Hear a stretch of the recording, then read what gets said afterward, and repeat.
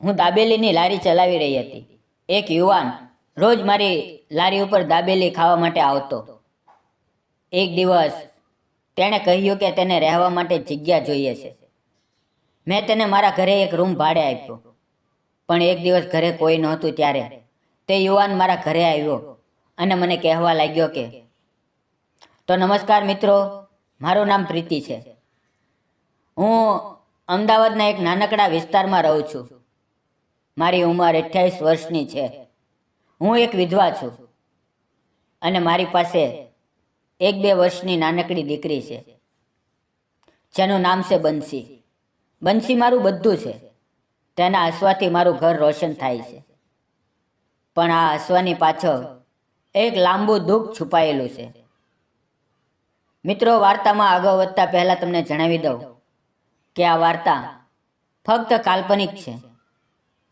તેનો કોઈ પણ વ્યક્તિ, જાતિ કે ધર્મ સાથે સંબંધ નથી. આ વાર્તા ફક્ત શૈક્ષણિક અને મનોરંજનના ઉદ્દેશથી બનાવવામાં આવેલી છે. તો ચાલો વાર્તાની મજા માણો. મિત્રો, મારા પતિનું નામ હતું વિક્રમ. અમારા લગ્નને માત્ર 3 વર્ષ થયા હતા. વિક્રમ કડિયા કામ કરતો હતો. અમે બંને ગરીબ હતા પણ ખુશ હતા. વિક્રમ રોજ સવારે કામે જતો અને સાંજે થાકેલો આવે, પણ મારા માટે હંમેશા સમય કાઢતો. બંસી જન્મી ત્યારે તેની ખુશીનો પાર નહોતો. તે કહેતો, પ્રીતિ, આપણી દીકરી મોટી થઈને ડૉક્ટર બનશે. પણ નસીબને કંઈક બીજું જ મંજૂર હતું. એક દિવસ વિક્રમ એક મોટી બિલ્ડિંગ પર કામ કરતો હતો. ઊંચાઈ પરથી તેનું પગલું લપસ્યું અને તે નીચે પડી ગયો.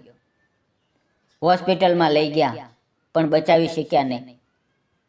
મારી આંખો સામે મારું સર્વસ્વ ખતમ થઈ ગયું. બંસી તો માત્ર 1.5 વર્ષની હતી.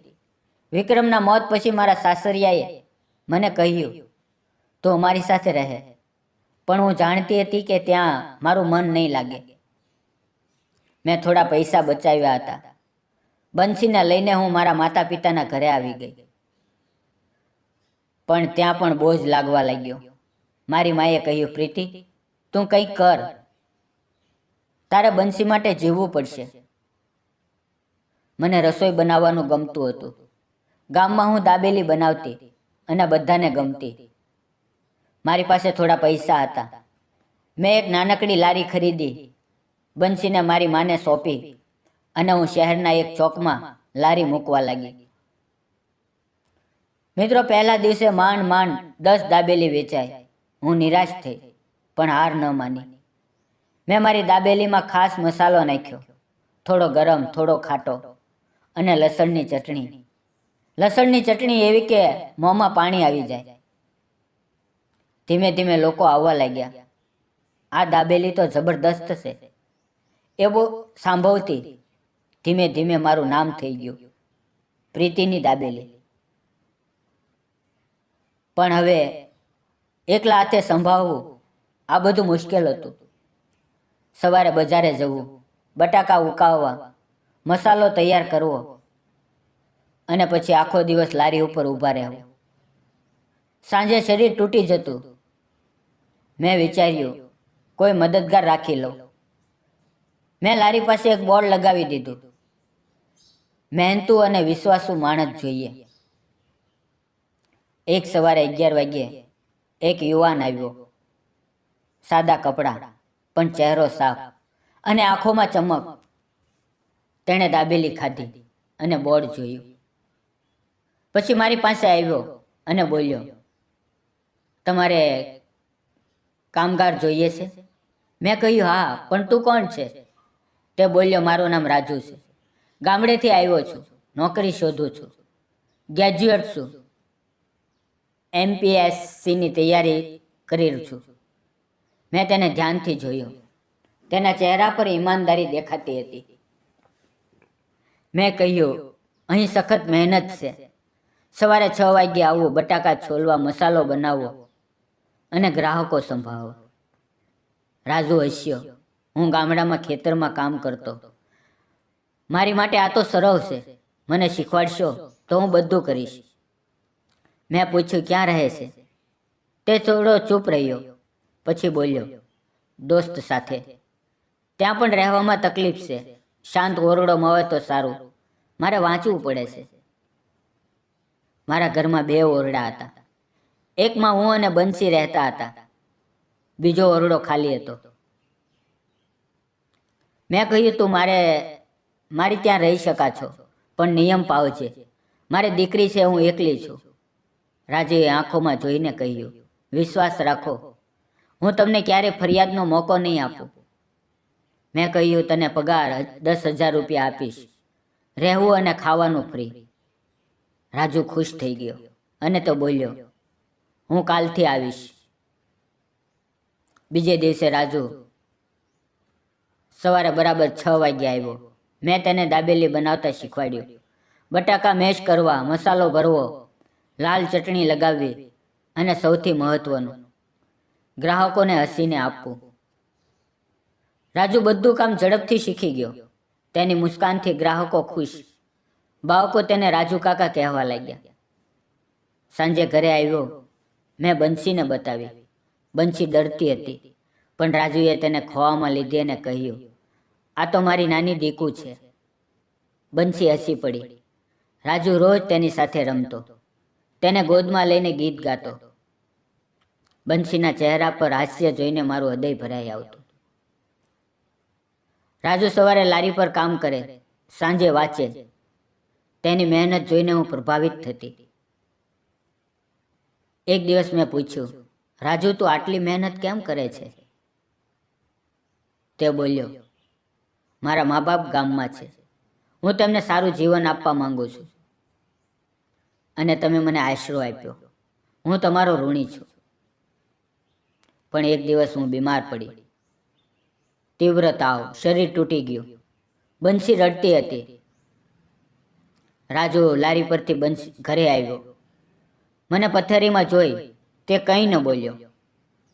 તેણે મારા કપાળ પર હાથ મૂક્યો.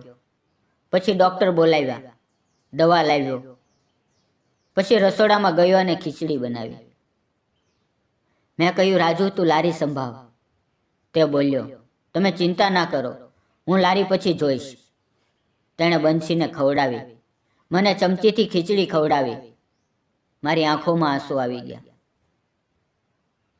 વિક્રમ પછી કોઈએ મારી આટલી સંભાળ નહોતી લીધી. 4 દિવસ સુધી રાજુ મારી પાસે રહ્યો. તેણે લારી પણ સંભાળી, ગ્રાહકોને હસીને દાબેલી આપી. સાંજે બંસીને રમાડતો, મને દવા આપતો. ધીમે ધીમે હું સારી થઈ ગઈ, પણ મારા હૃદયમાં રાજુ માટે એક નવી લાગણી જાગી. એક સાંજે હું જૂની યાદોમાં ખોવાઈ ગઈ. વિક્રમનો ચહેરો, તેની વાતો, બંસીના જન્મ વખતની ખુશી, બધું યાદ આવ્યું. હું રડવા લાગી. ત્યારે રાજુ આવ્યો. મને રડતી જોઈ મારી પાસે બેઠો. ધીમેથી બોલ્યો, શું થયું? મેં આંસુ લૂછ્યા અને કહ્યું, રાજુ, મારા પતિનું નામ વિક્રમ હતું. તે કડિયો હતો. ઊંચાઈ પરથી પડી ગયો. બંસી તો નાની હતી. હું એકલી પડી ગઈ. પણ તું આવ્યો ત્યારથી જિંદગીમાં રોશની આવી. તું મારો સહારો બન્યો. રાજુએ મારો હાથ પકડ્યો અને બોલ્યો, તમે મને ઘર આપ્યું, વિશ્વાસ આપ્યો. હું તમને ક્યારેય એકલા નહીં છોડું. અમારી આંખોમાં હોય તે ક્ષણે અમને લાગ્યું, આ પ્રેમ છે. ધીમે ધીમે અમે એકબીજા પર ભરોસો કરવા લાગ્યા. સાંજે વાતો કરીએ, બંસીને રમાડીએ. રાજુની પત્ની બનવાની લાગણી મને થવા લાગી. આમ સમય વીતતો ગયો. 6 મહિના પછી એક દિવસ પોસ્ટમેન પત્ર લઈને ઘરે આવ્યો. રાજુએ ખોલ્યો. તેની આંખોમાં આંસુ અને ખુશી. હું સામે ઊભી હતી. તે બોલ્યો, મારું સિલેક્શન થઈ ગયું. હું ક્લાસ 1 ઓફિસર બનીશ. તેણે મને ગળે લગાવી. આ તમારા લીધે થયું. તમે મને આધાર આપ્યો, સહારો અને પ્રેમ આપ્યો. પછી તેણે શાંતિથી કહ્યું, પ્રીતિ,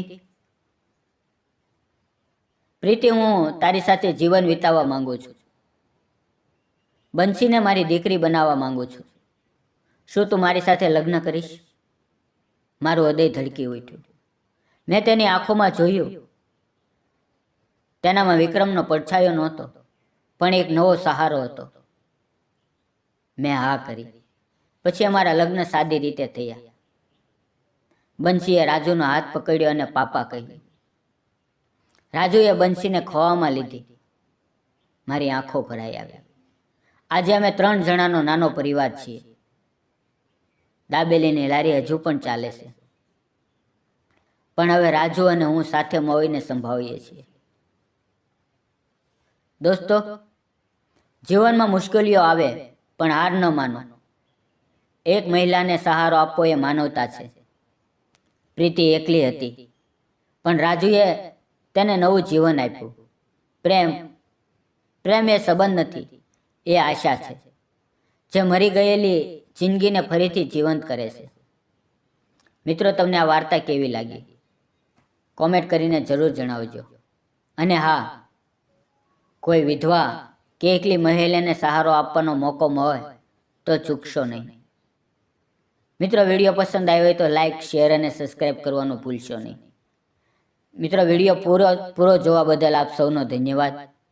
અને આપ સૌ ગુજરાતી મિત્રનો હું દિલથી ધન્યવાદ માનું છું, કારણ કે તમે મને એટલો પ્રેમ આપી રહ્યા છો. ફરી મળશું આવતીકાલે મિત્રો, એક નવી વાર્તા સાથે, એક નવા વિડીયો સાથે. ત્યાં સુધી તમારું ધ્યાન રાખો. અને તમે વાર્તા કયા શહેર અને કયા ગામથી સાંભળો છો તે પણ કોમેન્ટમાં જરૂર લખજો.